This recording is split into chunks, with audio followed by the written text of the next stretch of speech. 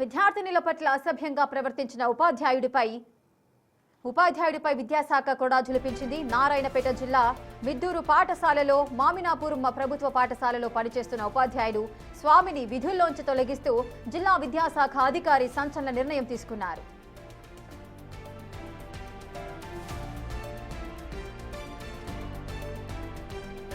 కొంతకాలంగా ఉపాధ్యాయుడు స్వామి పాఠశాల విద్యార్థినుల పట్ల అసభ్యకరంగా ప్రవర్తించినట్లుగా ఫిర్యాదులు అందాయి. ఈ విషయాన్ని సీరియస్ గా తీసుకున్న విద్యాశాఖ ఉన్నతాధికారులతో ఎంక్వైరీ కమిటీని నియమించింది. విచారణాధికారులు పాఠశాలకు వెళ్లి విద్యార్థినులు, తోటి ఉపాధ్యాయులు, గ్రామస్తుల నుండి వివరాలు సేకరించారు. ప్రాథమిక విచారణలో ఉపాధ్యాయుడి ప్రవర్తన అభ్యంతరకరంగా ఉందని నిర్ధారణ కావడంతో ఈ కఠిన చర్యలు తీసుకున్నారు.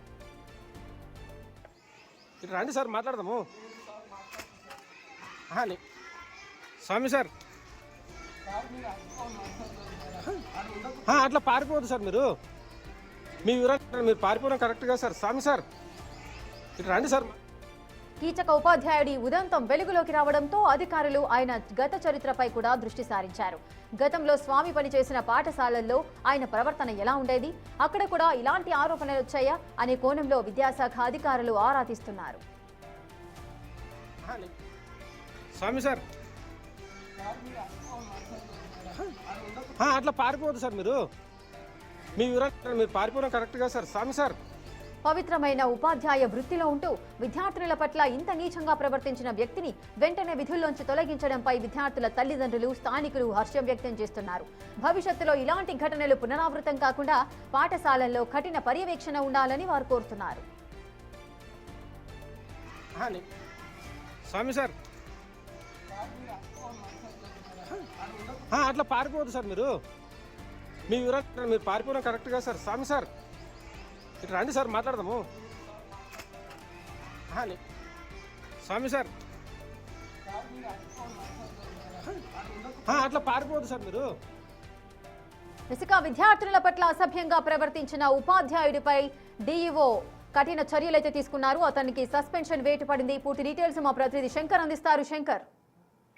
రేఖ, నారాయణపేట జిల్లా కొడంగల్ నియోజకవర్గానికి సంబంధించి మద్దూరు మండలంలో జరిగిన ఘటనపై ప్రభుత్వ విద్యాశాఖ అధికారులు సీరియస్ అయ్యారు. మొత్తంగా ఎవరైతే విద్యార్థిని పట్ల అసభ్యంగా ప్రవర్తించాడో ఉపాధ్యాయుడు స్వామి పైన వేటు వేస్తున్నట్టు కూడా డీఓ చర్యలు తీసుకున్నాడు. దీనికి సంబంధించి ఇప్పటికే ఎంక్వైరీ బృందం కూడా దీనికి సంబంధించి పూర్తి విచారణ జరిపింది. విచారణ నివేదిక అనంతరం స్వామిని సస్పెండ్ చేస్తున్నట్టుగా కూడా విద్యాశాఖ చెప్పినటువంటి పరిస్థితి. మొత్తంగా ఈ ఘటనతో ఒకసారిగా విద్యాశాఖ పూర్తి స్థాయిలో హాట్ టాపిక్ గా మారింది. విద్యాశాఖలో ఇదంతా కూడా ఇలాంటి ఉపాధ్యాయుల పైన కఠినమైన చర్యలు తీసుకోవాలని చెప్పి ఇప్పటికే సంబంధిత తల్లిదండ్రులు వారంతా కోరుతున్నారు. ఏదేమైనప్పటికీ ఈ ఘటనపై ఒకవైపు కలెక్టర్, మరోవైపు డిఈఓ వీళ్ళంతా కూడా పూర్తి స్థాయిలో సీరియస్ కావడంతో సీసీ ఫుటేజ్ ఆధారంగా దానికి సంబంధించి పూర్తి విచారణ అనంతరం కూడా స్వామిని సస్పెండ్ చేస్తున్నట్టు, విధుల నుంచి తొలగిస్తున్నట్టుగా కూడా తెలుస్తోంది. శంకర్, గతంలో కూడా ఇటువంటి ప్రవర్తనతోనే విద్యార్థులు ఇబ్బంది పడ్డారు, వారు కూడా కంప్లైంట్ చేశారు అని చెబుతున్నారు. మరి అప్పుడు ఎందుకు ఈ స్వామి అనే ఉపాధ్యాయుని విధుల్లోంచి తొలగించలేదు? రేఖ, ఇక్కడే చిన్న చిన్న సమస్యలు ఇక్కడే ఉత్పన్నం అవుతున్నాయి. ఎక్కడైతే విద్యార్థులకు సమస్యలు వచ్చినప్పుడే అవి చెప్పుకుంటే ఇంత దూరం వచ్చేది కాదని చెప్పి అధికారులు చెప్తున్నారు.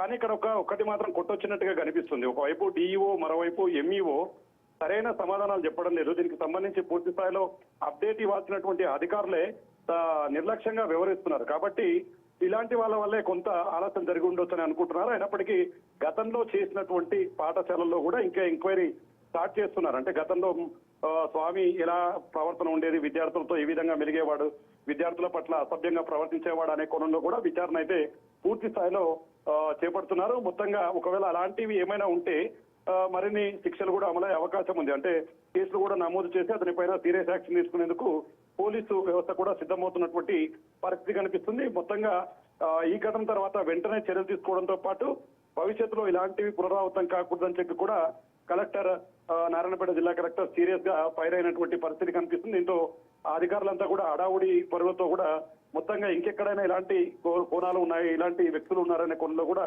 పూర్తి స్థాయిలో దర్యాప్తు ప్రారంభించినటువంటి పరిస్థితి అయితే కనిపిస్తుంది రేఖ. ఎస్ శంకర్, ఒక ప్రభుత్వ ఉద్యోగాన్ని సాధించాలంటే ఎంత కష్టమో, ఎంత కష్టపడి చదివితే ఇటువంటి ఉద్యోగాలు వస్తాయో మనందరికీ తెలిసిన విషయమే.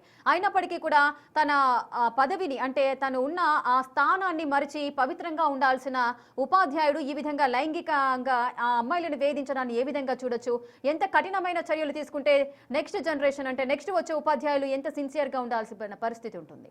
ఎస్ రేఖ, నిజంగా తల్లిదండ్రుల తర్వాత ఎవరైనా పిల్లలు ఉపాధ్యాయులతో ఎక్కువగా ఉంటారు. తల్లిదండ్రుల తర్వాత తల్లిదండ్రులాగా కూడా వాళ్ళని భావిస్తారు. అలా ట్రీట్ చేయాల్సి ఉంటుంది పిల్లల్ని. ఎందుకంటే చిన్న వయసులో నేర్పించే ప్రతి విషయం కూడా విద్యార్థులు భవిష్యత్తులో ఎలా బతకాలి, ఎలా ఉండాలి, వాళ్ళను ఉన్నత శిఖరాలకు ఎలా చేర్చాలనే కోణంలో కూడా ఉపాధ్యాయులు తీసుకుంటారు. కానీ ఇక్కడ ఈ రోజు జరిగినటువంటి ఘటన ఒక్కసారిగా అందరినీ ఆశ్చర్యపరిచింది. ఆ సీసీ ఫుటేజ్ చూస్తే చాలా సీరియస్ అవుతున్నారు. అంతా స్థానికులు కావచ్చు, మిగతా విద్యార్థులకు సంబంధించినటువంటి తల్లిదండ్రులు.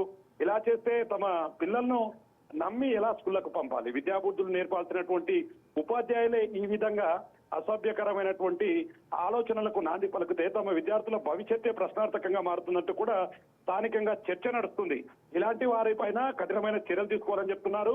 ముఖ్యంగా ఇలాంటి ఉద్యోగాలకు, ఇలాంటి ఉపాధ్యాయ పదవులకు మంచి ప్రవర్తన కలిగినటువంటి వారిని నియమిస్తే తప్ప ఇలాంటివి జరగకుండా ఉంటాయని చెప్పి కూడా చెప్తున్నారు. ఏదేమైనప్పటికీ మొత్తంగా ఇదంతా కూడా అందరూ కూడా తలదించుకునే అంశంగా కూడా చెప్తున్నారు. విద్యాశాఖ మొత్తం కూడా తలదించుకోవాల్సినటువంటి అంశం. ఇలాంటివి ఇంకెక్కడైనా ఉన్నాయని దీని మీద స్పెషల్ గా దృష్టి పెట్టాల్సినటువంటి అవసరం.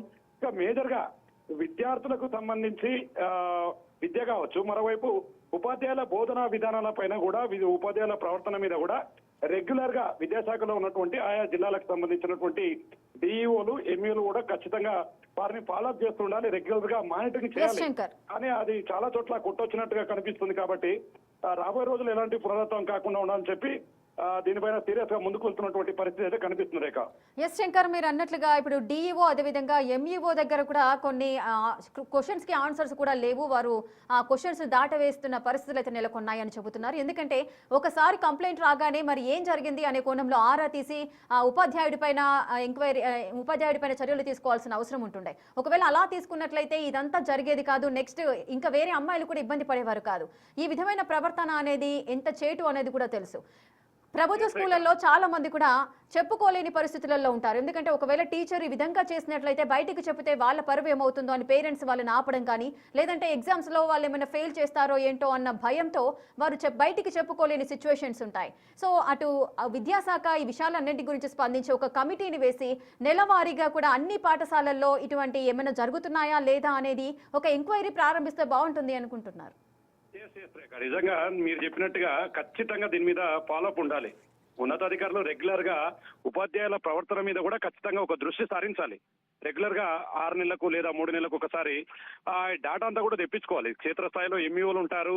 వారి ఎవరైతే ఉపాధ్యాయుల ప్రవర్తన మీద రెగ్యులర్ గా అప్డేట్ ఉంటే పిల్లలు ఈ విధంగా ఇబ్బందులు పడరు. నిజంగా ఒకవేళ ఉపాధ్యాయులు ఇలాంటి వాటికి పాల్పడుతున్న క్రమంలో చెప్పుకోవాలంటే పిల్లలు కాస్త వెనకడుగు వేస్తారు. ఎందుకంటే పిల్లలు ఎవరైతే విద్యార్థి దశలో ఉన్న వారికి మెచ్యూర్డ్ ఉండదు. వాళ్ళు ఏం చేయాలన్నా కూడా కాస్త భయంగా ఉంటారు. నిజంగా ఈ విషయం బయటికి చెప్తే తనను ఫెయిల్ చేస్తాడేమో, తనను క్లాస్ నుంచి బయటికి గెంటేస్తారేమో అనే కోణంలో కూడా విద్యార్థినులు కూడా ఆలోచిస్తారు. కాబట్టి ఎవరైతే ఈ ఘటన జరిగిన వెంబడే నిజంగా ఉన్నత స్థాయిలో ఉన్నటువంటి డిఈఓ, ఎంఈఓకు బాధ్యతలు ఎక్కువగా ఉండొచ్చు, ఫోన్లు ఎక్కువగా రావచ్చు, బట్ నో ప్రాబ్లం. కానీ క్షేత్రస్థాయిలో ఉన్నటువంటి రిపోర్టర్స్ కావచ్చు, మరోవైపు స్థానికులు కూడా దీనికి సంబంధించిన అంశాలు వారితో షేర్ చేసుకోవాలన్నా కూడా పూర్తి స్థాయిలో దీని మీద వాళ్ళు కొంత నిర్లక్ష్యంగా వ్యవహరిస్తున్నారు. ప్రభుత్వం మాత్రం దీని మీద సీరియస్ గా యాక్షన్ తీసుకోవడంతో ఒక్కసారిగా అతను సస్పెన్షన్ కు తెరపడినటువంటి పరిస్థితి కనపడుతుంది Rekha. Right, thank you Shankar, thanks for the details.